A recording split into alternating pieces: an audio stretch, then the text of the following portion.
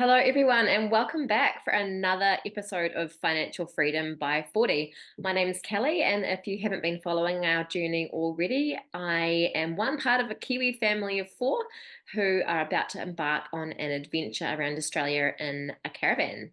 So, one of the things that we have been asked a little bit about is about what we are doing around teaching our kids and educating our kids while we are on the road. So there is a whole new world opening up to us. I guess we've had some experience in homeschooling through COVID, but it is quite a different thing planning to educate your kids yourself for an entire year. So, education is something that is really important to me and that we've always taken quite seriously. So, it might seem like a bit of an outrageous thing for us pulling our kids out of school for a year to homeschool. We'd never really imagined that we would be a homeschooling family. And certainly after lockdown, we were pretty confident that that would never be the case. But life changes, and now here we are. So, it's been an interesting journey. And if anybody else has wanted to do the same thing, we thought it would be kind of helpful to share a bit of the path that we have been down. So, first off, to give you a bit of background, we have two boys who are aged 9 and 11. So, currently, Xavier, who is 9, he is in year 5 at school, and Oliver is in year 6 at school. So, they're about 21 months apart in age, but because of the way that the years fell, they ended up being 1 year apart in terms of their schooling. So that does make it, I think, a little bit easier for us in terms of us being able to do some of the things, some of the learning together. So one of the first things that we did in terms of planning for what we were going to do was to go and talk to the boys' school and, well, first of all, to let them know what we were thinking about doing and to understand the process for us taking them out of school and then getting them back into school again when we return.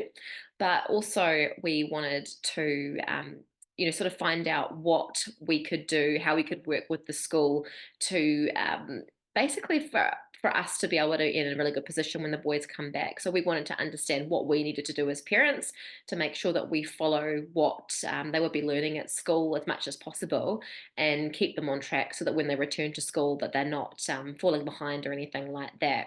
So part of that, we've done what we've done in terms of timing. So it's worked out quite well. So they're going to be finishing school at the end of term 3 this year, and then they'll be returning to school in term 4 next year. And so we thought that was kind of a good opportunity because they will have that last term of school, which is often a little bit of a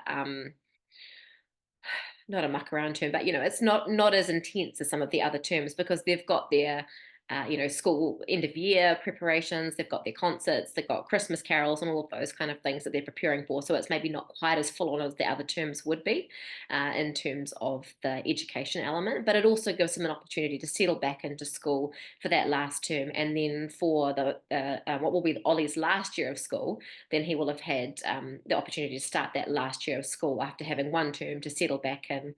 That'll also give us an opportunity to see where he's sitting. So he'll get that last term back in class, and we can see, make sure that he is actually up to where he should be after a year of being educated by his parents. And that gives us a chance if for some reason we've fallen behind in a little bit of stuff, that we can catch him up. He can get some, well, both boys actually, they can get if we need to, we can do some extra work over the holidays to make sure that they are up to scratch with where they need to be to go into year 7 and 8, obviously the last 2 years of their primary school. And so once after we had that initial meeting, then I made a time to speak with one of the teachers, and she was really, really helpful at giving me an idea of what sorts of resources that we needed to obtain. So the boys are going to be able to take home all the resources that they're currently using at school. So they have a certain range of workbooks that I'll show you that they use at school. And so the teachers will send home all of their current workbooks from this year, and we'll be able to continue working with those in what the time that would have been term 4, so they can finish off that work. Then we'll also we've purchased the next year's worth of books just to make sure they're using the same workbooks. I mean, we probably could have found something in Australia, but I wanted to make sure that we were following the same workbook. So I'll show you those shortly. I think that quite a few people are wondering what the approach will be in terms of homeschooling, because obviously we'll be traveling most days, or a lot of the time we'll be traveling. We'll be moving from one site to the other. So of course it's not going to be able to be like a regular school day where you'll sit down for a number of hours and do the work. So our intention is to approach school probably a little bit differently to the regular school day. A lot of our education we are hoping will be through the experiences that the boys get by traveling. So we feel like they're going to actually learn so much just from being out there in the world, exploring, getting to go to, different museums, getting to go to different cultural sites, seeing things in the flesh, going snorkeling and learning about marine conservation and on the ground. Just some of the day to day stuff, like changing a tire or servicing a vehicle or planning a trip, managing money for around planning a trip. We're pretty open with talking with the boys about those things. And of course, in terms of the practical stuff like getting in and working on the cars, that they're boys, they love getting in and getting involved and getting dirty. So we feel like a lot of that life skills learning is going to be really, really good for them. But in terms of the actual day to day of working, we're hoping to spend a bit of time in the car. We'll have a bit of time traveling where we can do things like practicing spelling words and practicing timetables while we're on the move, so that we don't have to do too much while we're sitting. But of course, we've got these workbooks and things we'll want to work through, and so we'll need to allocate some time to sit down and do that. We're not entirely sure how that's going to roll yet, but of course, we'll have some rainy days and quiet days where we actually get to sit down and maybe do a little bit more work. Other days we might do no work at all. One of the things that we think is really important is for them to keep up their reading and their writing. So we're bringing a number of books with us, but we'll obviously pick more up as we're traveling around. And then we will also get them to keep a journal, so enable them to keep their writing up. But of course, then also there's the opportunity then for them to edit their writing and use a dictionary and check their spelling and all of those kind of things in terms of their writing. And they want to start a blog, so we'll be able to get them to take what they've written in their diaries and maybe write up some blog posts that they can share with their friends as well. So writing, reading, math, the English element, they're all things that we're going to make sure that we do keep on top of while we are traveling. Another question we were asked was what we're going to do regarding the homeschooling rules in New Zealand. So there is a process that you normally have to go through to get approved to homeschool your kids. And there are similar processes in Australia as well. So we did some research into this when we first were looking at, or we first started planning the trip, around what we had to do for that. And what we discovered was that so there is a New Zealand system, there is an Australian system. Actually, within Australia, there are different systems in place between different states. So each state has a different rule around how long your kids can be out of school before you have to apply and have a homeschooling plan put in place. And so we did a bit of research around that, and we were basically left a bit confused because there are different rules and we weren't sure where we were going to have to apply under, if anywhere. Our initial thinking was that we would be applying in New Zealand to get the exemption to have the kids out of school, but we ended up joining some Facebook communities because there were there was just not a lot of information online about what to do. And I asked some questions in Facebook groups and was able to find out that basically because we're leaving New Zealand, we won't fall under the New Zealand system. So we wouldn't need to apply in New Zealand to get the approval here. And when we're in Australia, we're going to be moving around. So we won't be in any state, I don't think, long enough at this stage to actually trigger the requirement to apply in those states. So as far as we understand from the research that we've done, basically we will just, I guess, kind of fly under the radar a little bit because we won't be in any one jurisdiction for long enough to trigger the requirement to apply for a homeschooling plan in there. It's possible we may end up being in Western Australia longer than, I think it's 3 months in Western Australia before you have to apply. So we will double check that, and we will make sure that if we do have to apply for the homeschooling exemption, we will actually get that done. So one of the other questions that we've been asked is whether we are following a particular program or curriculum. So there are a number of different organizations that provide homeschooling programs that you can sign up for, and they would provide you with things like worksheets. Some of them are enable you to check in with a teacher, and I know some of the traveling families do use those kinds of services. So we have decided not to do one of those types of programs.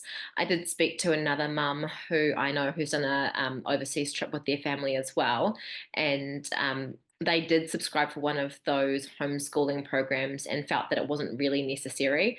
And after doing some research into them, that we felt that what we have set up between ourselves and the school is adequate for us to cover all the bases in terms of what they would be learning at school. So what I'm going to do is I will jump over and I will share my screen and show you some of the resources that we have purchased so that you can see what we bought, where you can get them from, and then I will put some links in the show notes to where we did get things from so that you can get those resources if that's something that you are interested in. So in terms of the workbooks that we bought for the boys. So Action English is the English textbook or workbook that they use at school.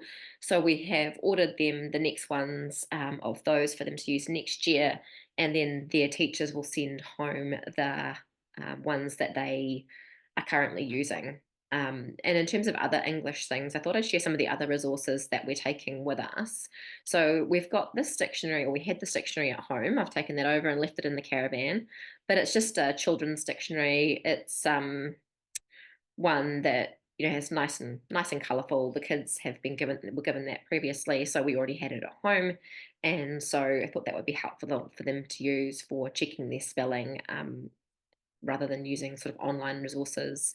Then we have taken a couple of games with us. One of the things the teacher pointed out was that it would be good for them to have some fun elements rather than just it all being filling out worksheets. That they wanted to have some fun aspects to it as well, and that they often do that in class. That they do some little games before they get into it to sort of ease into the work. So we thought that's quite nice. The boys quite enjoy doing some of these games. So maybe something like Scrabble or Boggle. This is another game that we have got previously. I think I might have got this through the Scholastic catalogue at school. It's called Letter Links. It's basic spelling, but quite a fun way of doing it. And I've taken that along with us as well. Then we've also got some other little games and things that we've packed. I haven't did try to make a video for you, but it's corrupted and so I can't include that. But if I get a chance to, while we're over there, I'll do another video showing you some of the other resources that we've already taken over. So this is the math workbook. Again, we've purchased the ones for them to use next year, and they're consistent with what they're currently doing. And then I thought I'd show you some of the math games that we've got. So this is one that we already had. It's called Master Math. The boys find it quite fun. So, it's kind of quite a good way of throwing some educational aspects into play. This is another one that I purchased specifically to take on the trip. I've seen this online, and there is a good YouTube video that you can watch that shows you how the game works. But it's basically to try and help teach them their times tables. It's a bit of a more fun way of doing it than just doing worksheets or reading out off like cards and things. But we thought we'll use that. It helps them master their math. Or their times tables. So that one I got from Smarty Pants. You can see there it's not in stock at the moment, but we found we think that's going to be a really good resource as well. Other workbooks. So one of the things that I really wanted to achieve with the boys this year is to work on their Te Reo Māori. I am of Māori descent, so of course the boys are of Māori descent as well. And I've been learning Te Reo Māori the last couple of years through Te Wānanga or Aotearoa. So I wanted to, I'm taking a break at the moment, but I wanted to take some time while we're traveling to help teach some of the things that I've learned to the boys. And while I was doing my course, I came across this dictionary. It was something that the tutor recommended actually. It's an absolutely beautiful dictionary. It's a shame I can't show you the video that I did of it. I can add it to our Instagram stories, but it's a gorgeous book. The pictures are just amazing, and it really closely followed the topics that we were doing in our class as I was learning as an adult learner. And so it gives me the opportunity to take some of those things and teach them to the boys. But it's a really good beginner resource, and I think that anybody could use that to help both themselves and their kids to be learning Te Reo Māori. And what I thought was really neat was that they also have these activity books. So I've bought the boys the activity books. I don't know if it shows you the inside at all, but the these are also beautiful books, and they follow the content of the picture dictionary. So if you sort of thinking, oh gosh, I'm out of my league, I can't I don't know much about Te Reo Māori, but the answers, I guess, are in the picture dictionary. So if you have both resources, then you've got what you need to be able to learn and teach. So a really good beginner resource, both for adults and kids, actually, because the content um, in the workbook and in the dictionary is very much similar to when you're starting to learn Te Reo Māori level 1 and 2 as an adult. This is another really useful resource that I came across just by chance, actually. So, one of the things that the teachers have recommended in terms of reading is to focus more on the reading comprehension than just reading. So, the boys are really good with their reading. They are prolific readers, they just get through books really fast. But the teachers were saying that a lot of kids do get through books really fast, but they're maybe not really taking in the content as much as they should be. So it's good to sort of come back and ask them questions about the stories that they're reading, and help them to, I guess, really take in what the books are about. So I did have a look to see whether there were any comprehension type questions available rather than writing my own from scratch. And Scholastic, which is the company that does the book catalogues that the boys get at school, and lots of New Zealand schools do have, they have teacher notes for a lot of their books. What I did find was that a number of the books actually that there are teacher notes for were quite hard to get. Like they might be excuse me, they might be out of print. So the boys like this Dragon Knight series, or they like the books from this author. And so I ordered the Dragon Knight series, but I got all of them secondhand online through Trade Me, and a couple of them I got through just sort of random little bookstores, not the mainstream bookstores, because they didn't seem to be in stock anymore in the bigger bookstores. But what they have is there's these ones, and then there's a whole range of other books. You probably see some titles. Some of them are picture books, some of them are chapter books. This ice one was one that Oliver did at school last year, this year actually. So we've got that book already. And so, yeah, heaps of popular books that your kids might already have at home. I thought these ones were really cool, these New Zealand stories. So I have actually purchased a few of these stories, and we've got the supporting teacher notes. So I'll show you what or some of the ones that we're using, because I think these are really neat. So this is one of the books that we already had at home. It's a picture book. It's a really lovely story. I won't spoil the story for you, but you can sort of get the drift. It's a tortoise and a soldier.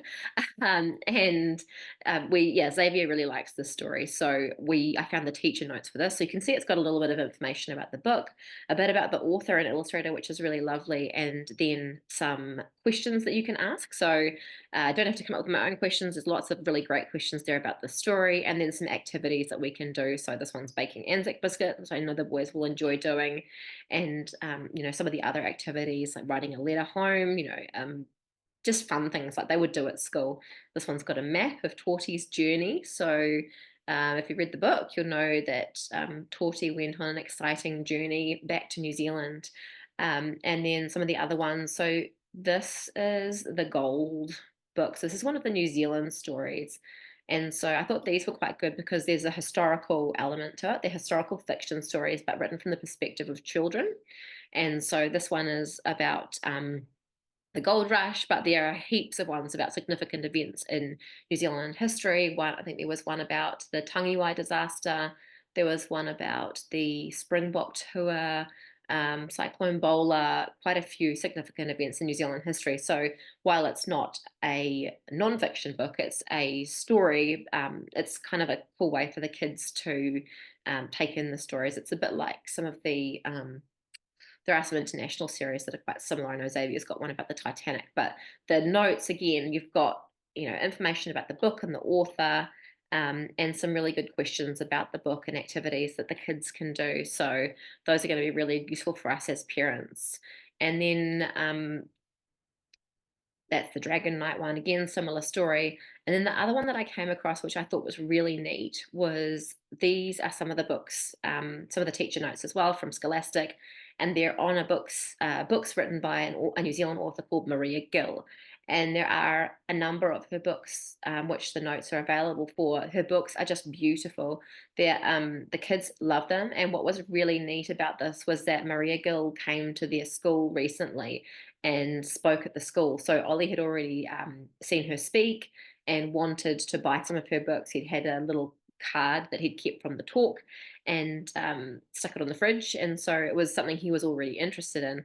And then when I started looking into Maria's books and had a read on her website, we found out that she had also traveled around Australia in a caravan when she was a child as well. So the boys thought that was really neat. And this is Maria's website. You can see a lot of her books. Again, they're sort of topics that are relevant to New Zealand education. So New Zealand adventurers, New Zealand's animals. This one, remarkable animal stories here. This is one that we ordered. Has some really neat stories about Australian and New Zealand animals, and so that was kind of cool. And when I emailed her when I ordered the books, and she very kindly wrote a message to the boys inside of the books that we ordered, and sent them a little postcard with some nice words about the books and the experience that the boys are going to have with their traveling. So I thought that was a really, really nice touch, and yeah, beautiful books. So they're already waiting for us in the caravan, and we have the teacher notes all ready to go as well. So that, I think that takes us through all of the resources that I was going to share with you, but this is definitely worth checking out. I mean, even if you're not homeschooling, if you want to do some work with your kids on comprehension, it's actually quite fun. We did it with the some of the Maria Gill books in the last school holidays, and we sat there and we read the books together, and then we asked the questions. So it's kind of quite a nice experience anyway, reading the books and having that kind of bonding experience where you get to talk about the books as well. This is story cards. I got this off the book Facebook group that I'm on, and they're just prompts for helping kids to come up with inspiration for writing stories. So they're picture cards that you can use to create your own story from, just using the pictures as inspiration for stories. So that's pretty cool. I mean, that's a second-hand one that I got off this learning resource, but I mean, I suppose you could also print out pictures if you wanted to, just print pictures off the internet and laminate them or whatever. Similar, this is the reading comprehension one that I got off that learning resources page as well. It's just some mini stories with comprehension questions.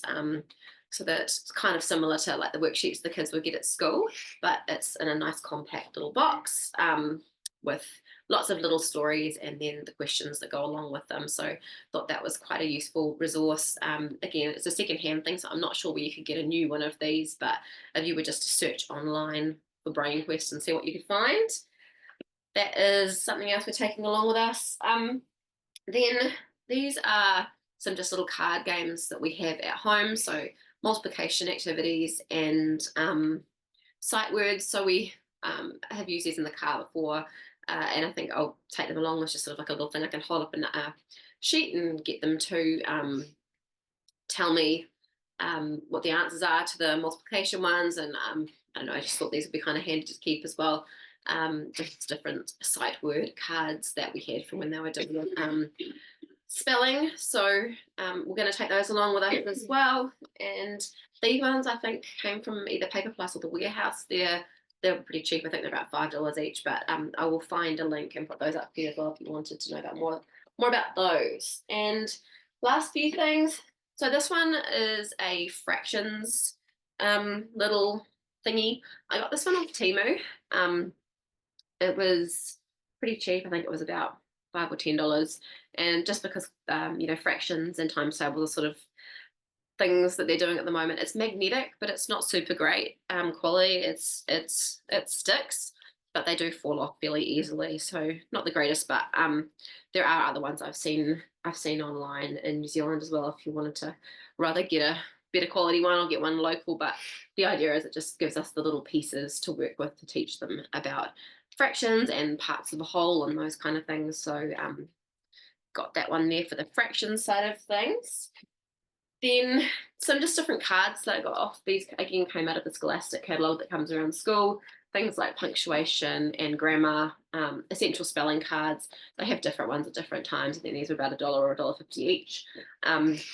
So just grab those from the Scholastic catalogue, and I think I'll laminate those up and take them with us.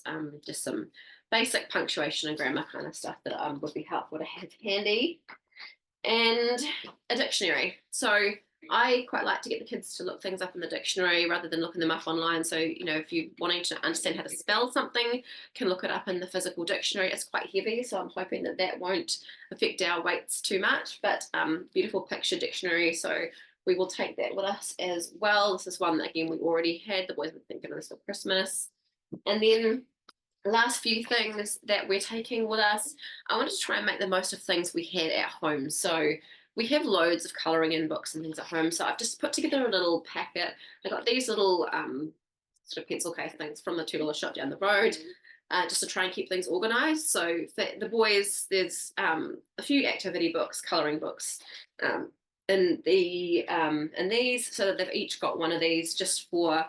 And they're so handy. I've had bags like this before just for taking to restaurants and that kind of thing, for something to do, activities to do in the back of the car, rainy day activities, just colouring in.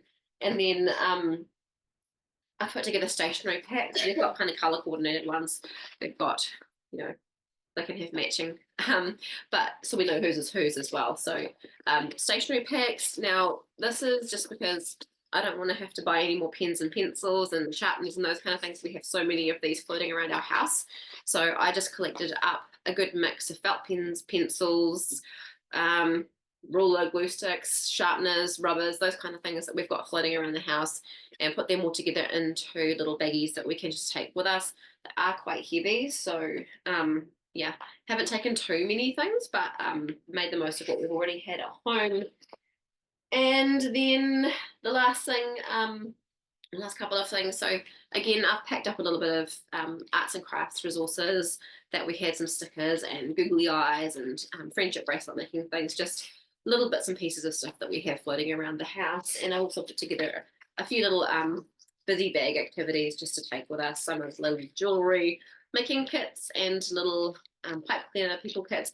If I get some time, I might make some more of these. They're fairly light, just again making the most of bits and pieces that we've got around the house for little activities to do while we are on the road.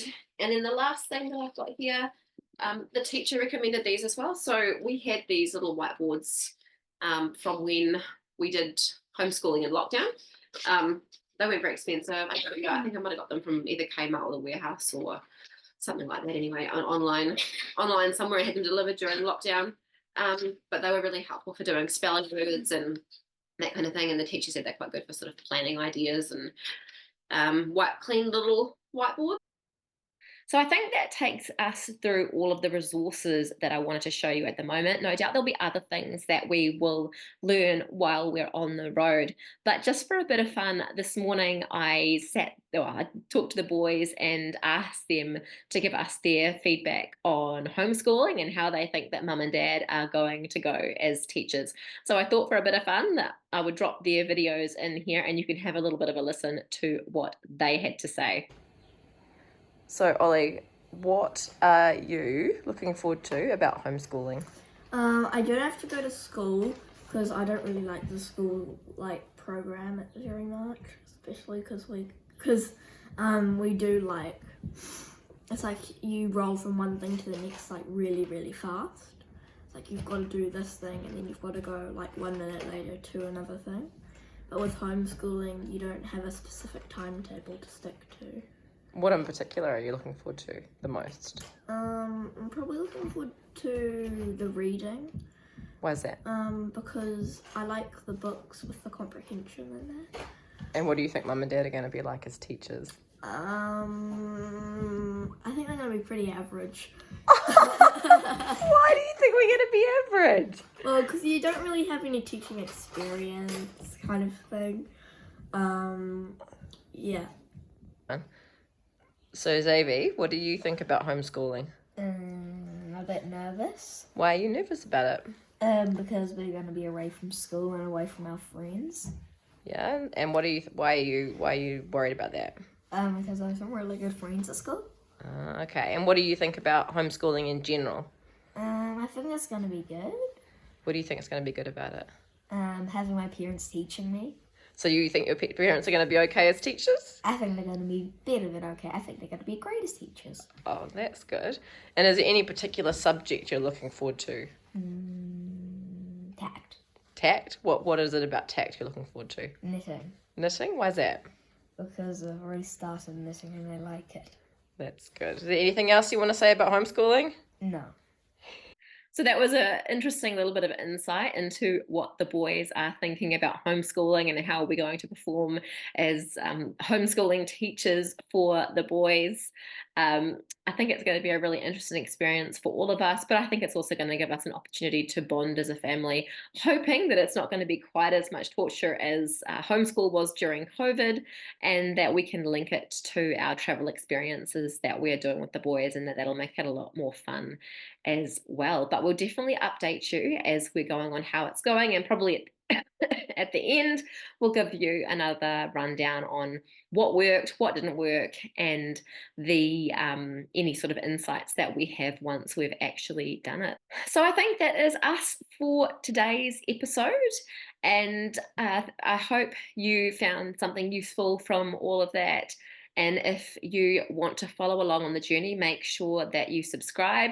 Also, we're on Instagram at Financial Freedom by 40 and on Facebook and TikTok as well. So make sure you follow along with us on social media. We'll be sharing a lot of our travels via socials. So that is a great place to follow us. We'd also love to chat. So feel free to message us, send us a DM, and otherwise, we will see you back here again next Friday at 5 p.m. for another episode of our preparation for our Australia trip. Have a wonderful week, and I'll talk to you again soon.